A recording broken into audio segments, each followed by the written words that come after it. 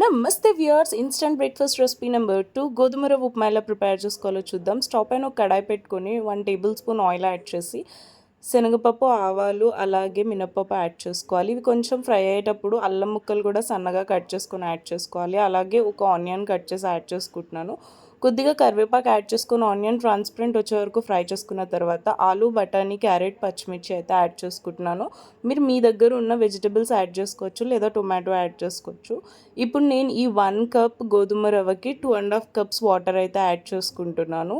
మనకి ఉప్మా టేస్టీగా తింటుంటే కొంచెం జారుడుగా ఉండడం కోసం. అలాగే ఇందులోకి నేనైతే 1 టేబుల్ స్పూన్ సాల్ట్ యాడ్ చేసుకొని 2 విజిల్స్ వచ్చే వరకు కుక్ చేసుకున్నాను. ఆ తర్వాత బాగా మిక్స్ చేసుకొని కొరియాండర్తోనైతే నేను సర్వ్ చేసేసానండి. మీరు కావాలంటే ఇందులోకి పికిల్ ఆర్ లెమన్ని స్క్వీజ్ చేసుకోవచ్చు.